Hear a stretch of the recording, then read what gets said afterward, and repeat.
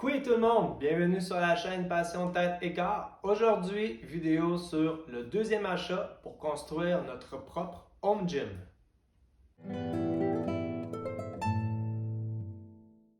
Comme je vous ai expliqué dans la vidéo de la semaine passée, on peut tout simplement acheter notre support en eau poids libre sans avoir à acheter de banc.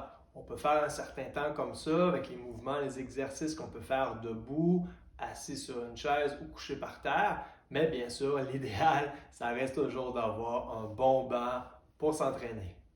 Alors voici les petits points importants à regarder lorsqu'on magasine notre banc d'entraînement.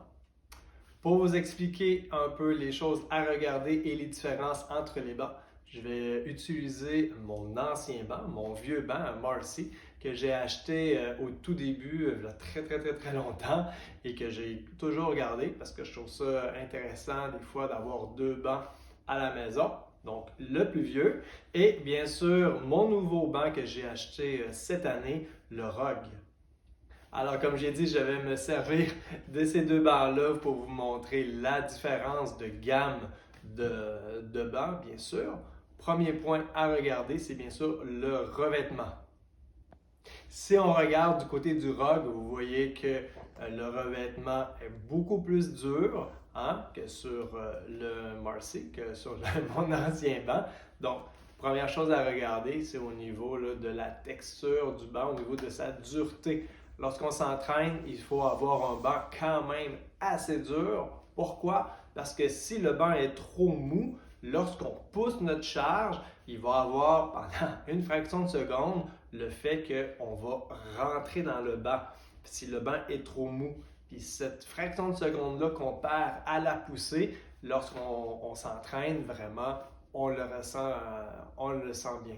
Choisissez un banc avec le revêtement le plus dur possible. C'est souvent plus durable, mais aussi au niveau de l'exécution, ça fait vraiment toute la différence car vous ne perdez pas l'énergie lorsque vous rentrez dans le banc. Vous pouvez faire le test au toucher. Vous voyez sur mon vieux banc, lorsque je pèse sur la mousse, on sent que c'est bien mou. C'est sûr que c'est confortable pour se coucher dessus, mais lorsqu'on s'entraîne, on ne veut pas ça. Tandis que sur le Rogue, vous voyez, lorsque je touche, la fonte reste presque pleine, bien droite. Donc, c'est de meilleure qualité. Autre point important pour le revêtement, c'est la grip.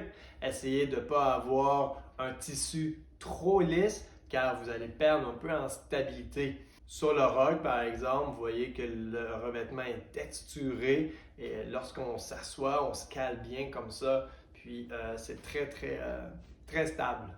Donc, en résumé pour le banc, le plus dur possible et bien sûr un revêtement avec texturé si on veut pour avoir de la grippe, surtout pas lisse pour ne pas glisser sur le banc. Prochain point à regarder qui est très important, c'est bien sûr les pattes dans l'avant. Au niveau de la stabilité du banc, c'est super important. Mais surtout qu'il ne faut pas que les pattes soient dans vos jambes lorsque vous vous entraînez. Si on regarde sur mon vieux banc, des pattes en forme de U comme ça, c'est vraiment pas l'idéal car chaque fois qu'on se place, ils sont dans nos jambes, ça accroche nos pieds. Essayez d'éviter de choisir un banc avec les pattes avant qui sont trop grosses ou trop encombrantes. Si vous regardez sur le Rogue, par exemple, vous voyez que le devant, c'est juste un pilier assez étroit, super simple, mais quand même, ça donne beaucoup de stabilité. Car la stabilité du banc, c'est vraiment une des choses les plus importantes à regarder. Alors, dans votre achat, faites des tests sur le banc. Il ne faut vraiment pas qu'il bascule ou qu'il bouge. Et regardez aussi si les pattes sont dans vos jambes. Prochain point à regarder, c'est bien sûr les dimensions. Les dimensions de l'assise et bien sûr du dos, mais aussi la dimension hauteur et largeur du banc. Si vous achetez un banc de qualité, les dimensions au niveau hauteur-largeur, c'est pas mal devenu standard, mais sachez que si vous êtes une petite personne, il existe des bancs avec un rebord un peu plus haut alentour du banc. C'est sûr que c'est des bancs qui sont beaucoup plus chers, mais si vous avez les moyens et si vous êtes petit ou petite, vous pouvez opter pour ce genre de banc. Mais sinon, au niveau des dimensions, c'est plutôt standard. Une des raisons pourquoi que j'aime beaucoup le ROG, c'est au niveau de la première section. La section longue du banc, elle est quand même très longue. Comme ça, pour certains exercices, je trouve que c'est très avantageux. OK, on continue. Prochain point à regarder qui est signe de qualité, c'est bien sûr le poids du banc. Mon ancien banc, le Marcy, il est vraiment très léger. On peut le déplacer, le lever facilement. C'est sûr que ça a certains avantages, mais vous voyez tout de suite qu'avec le ROG, avec ses 130 livres, qu'il est beaucoup plus robuste et les matériaux sont plus nobles, beaucoup plus solides. Donc, le poids est vraiment un symbole de qualité générale du banc. Alors, même si vous ne benchez pas 500 livres, c'est pas grave. Avoir une bonne stabilité, un poids, un banc très lourd, c'est vraiment très efficace. Prochain point qui m'a fait pencher pour acheter un nouveau banc, c'est bien sûr au niveau de l'assise.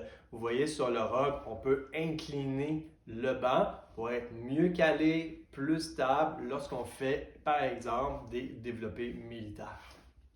Si vous magasinez un banc, essayez de trouver un banc où l'assise peut s'incliner. Ici sur le ROG, je crois que j'ai 3 ou 4 degrés d'inclinaison et personnellement, j'aime bien que si je fais par exemple du bench incliné ou ce genre d'exercice-là, d'avoir l'assise un peu plus inclinée, je me sens beaucoup plus stable.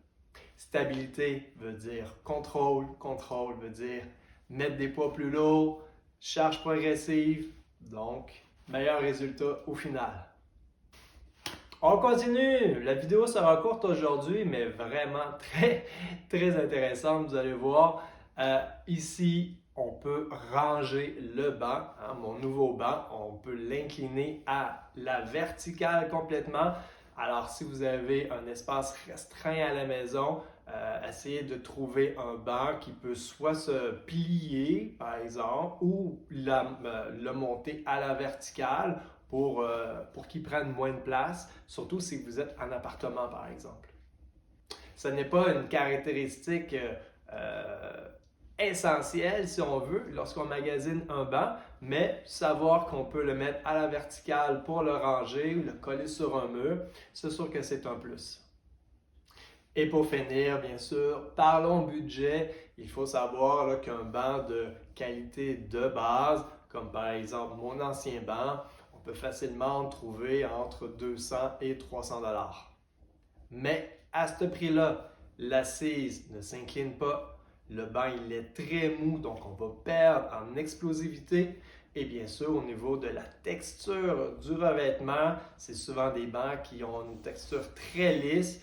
Donc, on est moins stable, on va avoir tendance des fois à glisser. Ce n'est pas l'idéal.